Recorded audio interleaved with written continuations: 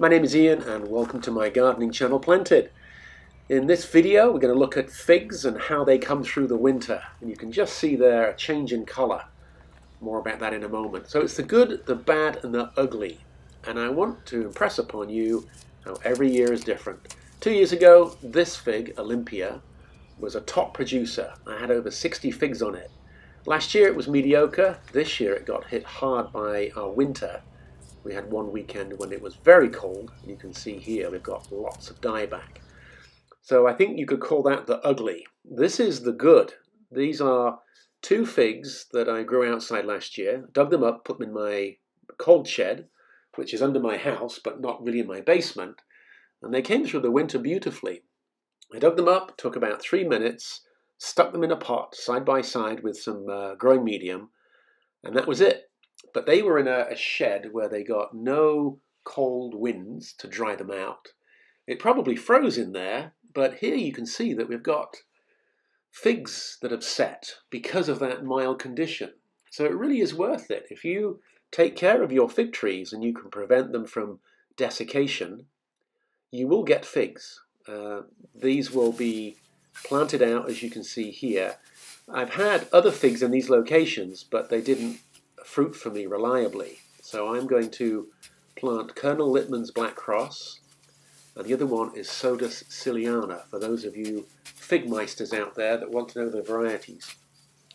And I'm planting this on a south-facing wall, and I do not intend to lift it in the winter. This is going to get planted outside, and it's going to stay here all summer, all fall, and all winter. I might put a wrap around it or a little frame to protect it from the cold winds.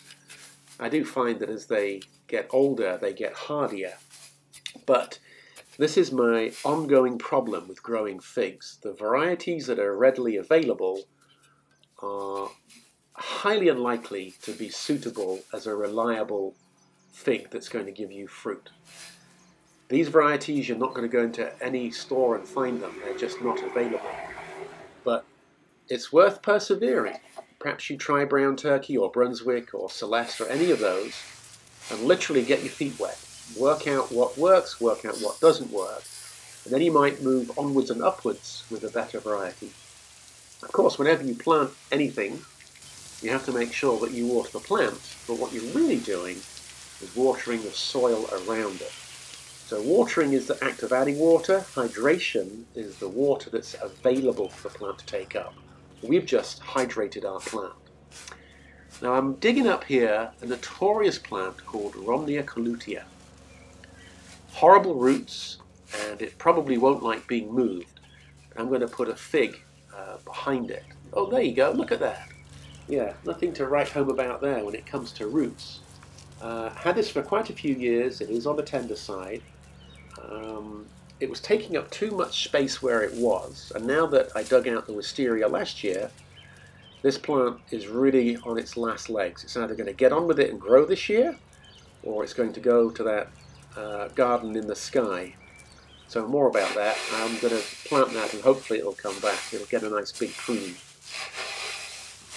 I use leaves. They're featured in many of my videos. There is nothing better than when you're digging to mix in leaves. It helps with organic matter creation. It's food for the worms.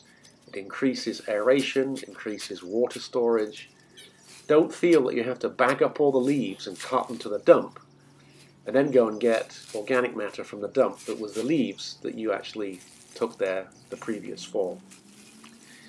Now you might say that those roots should be pruned. I think in some varieties it's a good idea to prune the roots. I've had 0 issues with figs. If they fail, it's not because of roots. This one's got a nice fibrous set of roots on it. I want to make sure that I plant it at the right height.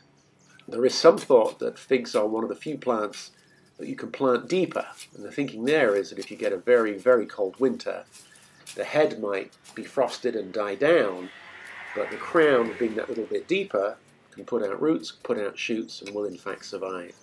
And you saw how I turned the spade upside down and used a handle. That puts a nice little indentation so that when I add water, it'll pool around the outer edge of my planting pit. And you've got to always add water. This is probably one of the biggest mistakes people make when they start planting. Even in early spring, mid-spring, but all the way through the summer, they plant and forget to water. Please don't do that. Now here's the good. This is a beautiful variety called Sangue Dulce. Wonderful flavour, small fruit, has more chance of ripening. And last year, I pushed this branch lower down and fastened it into the ground. And I want to show you what's about to happen. Now, all of you can do this. It just takes a little bit of planning and a little bit of patience. But what I've got is a stem that's put out roots. And you can tell because it's gripping the soil. So the first thing is to cut it from the mother plant. That means that you're not going to be shaking or moving the mother plant when we dig up this branch. If you dig a foot away, you will cut some roots, but all we want is a nice, healthy plant with roots, and then we can work with that. So I've got a big chunk of fiber on the right, but there's something holding it. Oh, we've got more roots. Look at that. So we've actually got the ability now to make two plants because this has rooted through. And because we know it is Sangue Dulce, we know it's a proven producer in my area, this is quite a choice plant. Cut it in half, and then we can see that we've got a nice, essentially this is a rooted cutting. Those branches need to be cut back because we want to reduce the amount of evaporation. And if all those buds were to burst at once, it could be a little bit of a stress on the plant. I like to mix potting medium with soil. I've talked about that before. It just makes it a much more consistent rooting environment. Gather the roots up, cut back the side that went to the mother plant. And you can see how I'm just setting the height of this so it's not too high, it's not too low. And I'm also giving it just a little bit of a tilt. That way, when the shoots grow, they're not going to be growing into the side of the pot. It's going to be growing upwards and onwards, so to speak. Always give it a shake. A handful of growing medium, handful of soil, mix, mix, mix. Make sure it's nicely centered. And by doing it now, this plant has not yet come out of dormancy. So this is the perfect time to do it. Now with this cutting, there's a transition in color there. This is what I was talking about at the beginning of the video. Brown or lighter color is not going to grow. The olive green is going to grow, and that's the bit that you want to keep. So don't be tempted to have these rooted cuttings with a long stem. You may as well prune them back and let the plant grow and establish new roots before it starts to put out shoots. This one's a bit tricky because it's the length it is. I could have cut it a little bit back from the mother side, but that's also energy and nutrients stored in that piece of woody material. And all I want to do is make sure I get this at ground level. So there's my two cuttings, rooted cuttings of Sangue Dulce, which really are a slam dunk for success. As ever, make sure you water them. And I'm going to stick them in my greenhouse for a few weeks, give them some heat, and they will do just beautifully. So that's it, the good, the bad, and the ugly of growing figs. It is worth it. Every year is different. If you can get good varieties and you can overwinter them, you really will ensure that you get tasty figs. Leave them outside and don't wrap them, well, it's a bit of a gamble. So give it a go, get some figs and try it. Thank you so much for watching. Finally, it's planting season. Bye for now.